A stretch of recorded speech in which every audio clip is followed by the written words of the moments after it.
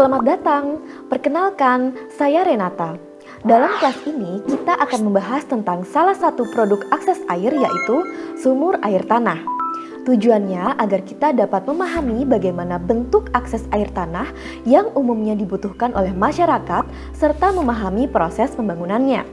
Sebelum membangun sumur air tanah di rumah, ada beberapa syarat yang harus terpenuhi seperti 1. Rumah calon nasabah berada di atas lapisan air tanah.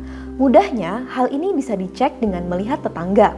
Umumnya, jika sudah ada tetangga yang memiliki sumur air tanah, wilayah sekitar memang berada di atas lapisan air tanah.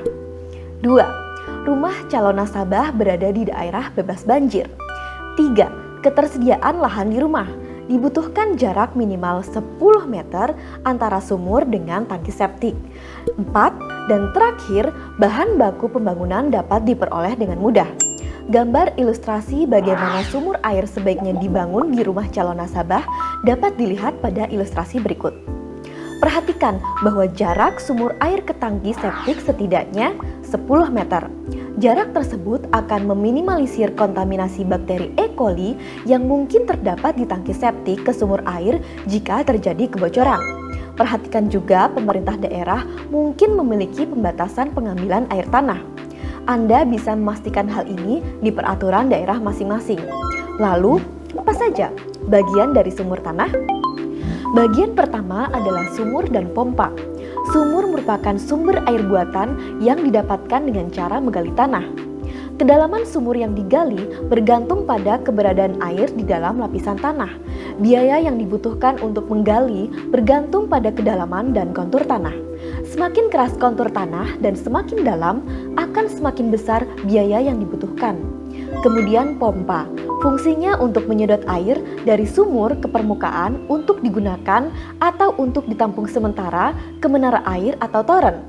Lalu juga terdapat pipa hisap yang berfungsi untuk mengalirkan air dari sumur dan cincin sumur yang menggunakan pipa PVC untuk mencegah dinding sumur runtuh menutupi sumber air. Selanjutnya, bagian kedua adalah filter air dan menara air yang biasa disebut toren. Filter berfungsi untuk mengolah air agar kualitasnya menjadi lebih baik. Umumnya, filter air ini dibutuhkan untuk daerah yang memiliki kualitas air kurang baik. Contohnya, jika air tanah berbau, berasa, atau berwarna. Perlu diperhatikan untuk penggantian filter dalam jangka waktu tertentu. Filter ini dapat dipasang sebelum maupun setelah air masuk ke menara air sesuai dengan kebutuhan. Bagian berikutnya adalah penampungan air yang biasa kita sebut sebagai menara air atau toren air. Menara air berfungsi untuk menjaga ketersediaan air di rumah dan menghemat penggunaan listrik pada pompa mesin, sehingga meskipun terjadi pemadaman listrik, kebutuhan air tetap dapat terpenuhi.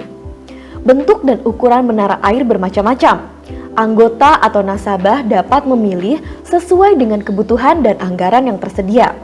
Bagi nasabah atau anggota yang ingin mengajukan pinjaman untuk membangun sumur air tanah, sebaiknya terlebih dahulu menghitung estimasi biaya dan pastikan bahwa RAB tersebut meliputi biaya, bahan baku pembangunan, dan biaya tenaga kerja untuk pengeboran sampai dengan pemasangan penampungan atau filter air.